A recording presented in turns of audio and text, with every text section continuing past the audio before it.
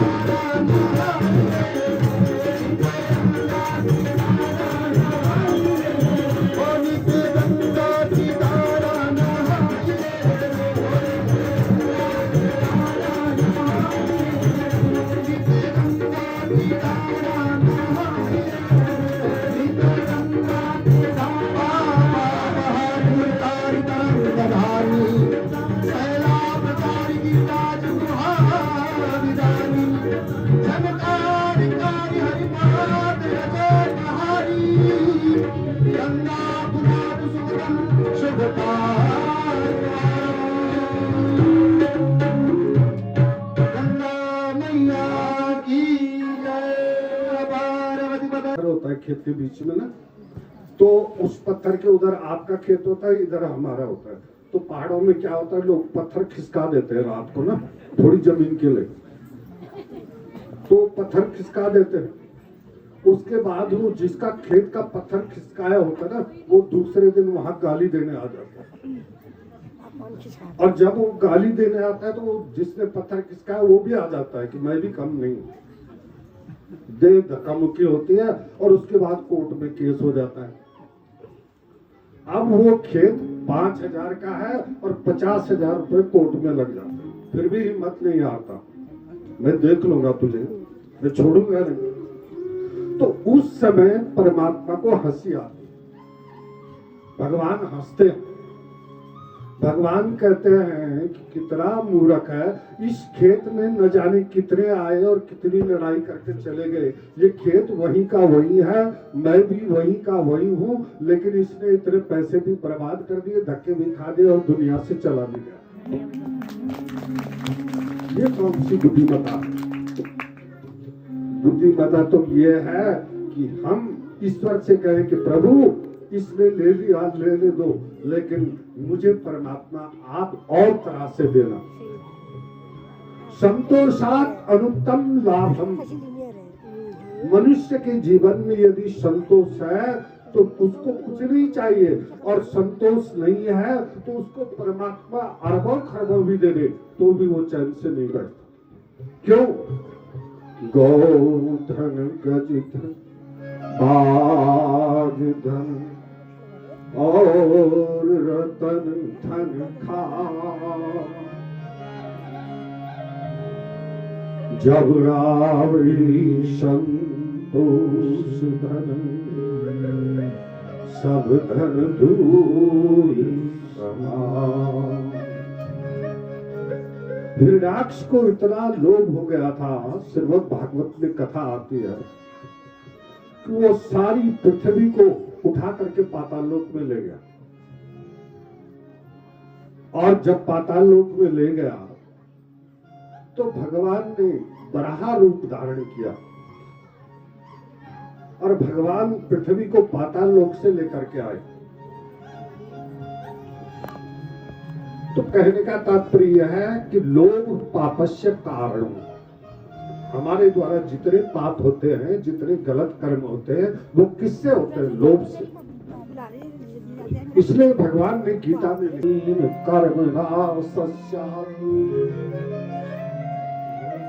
क्रोधेन ज्ञान नाशनम लोभेन भक्ति नाशस्य तस्मात् तत्त्रियं त्यजेत्। भगवान श्री कृष्ण गीता में कह रहे हैं कि काम से व्यक्ति के कर्म का नाश हो जाता है और लोभ करने से व्यक्ति का भक्ति का नाश हो जाता है। जो व्यक्ति भक्ति करे और लोभ करे तो उसकी भक्ति नहीं रहती, दिखावा हो जाता है। और क्रोध करने वाला जो व्यक्ति है उसके पास ज्ञान नहीं टिक पाता। क्रोधेन ज्ञान नाशनम, बड़ी बड़ी कथाएं सुनाए, बड़े बड़े प्रवचन नहाने को और पारा गर्म हो जाए, वो किस बात का ज्ञान है? क्रोधेन ज्ञान नाशनम लोभेन भक्ति नाशस्यात्। और जो व्यक्ति लोभ करे और भक्ति करे उसकी भक्ति नहीं रहती, वो नष्ट हो जाती। हे अर्जुन, इसलिए जिस मनुष्य को परमात्मा की प्राप्ति करनी है, भगवान को प्राप्त करना है, वो इन तीन चीजों का त्याग करने का प्रयत्न करे।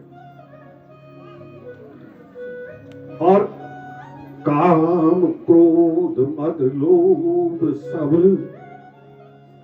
नाथ नरक के पंथ, और यही नरक के रास्ते भी है। अच्छा, ऐसा है, क्रोध तो आपने एक बात कभी जीवन में नोट करी, ध्यान से सुना। हम कहते हैं ना कि उसको क्रोध आ गया, बोलते हैं ना उसको क्रोध आ गया, उसको तो कहां से आता है? बाहर से आता है ना। अच्छा, आपने कभी ये सुना कि उसको प्रेम आ गया? ऐसा बोलते सुना आपने कि फलाने व्यक्ति को प्रेम आ गया? कभी नहीं। हाँ, जहां को क्रोध आ गया, सीधी सादी बात है कि क्रोध यदि आता है तो वो बाहर से आता है, हमारे अंदर नहीं है। हमारे अंदर तो प्रेम। और क्रोध जब भी आएगा तो कहेंगे बाहर से आ गया, क्रोध आ गया, उसको गुस्सा आ गया। लेकिन ऐसा नहीं बोलते कि उसको प्रेम आ गया। तो जो बाहर से आता है इसका मतलब वो हमारे पास नहीं है, वो बाहर से आता है, अचानक आता है।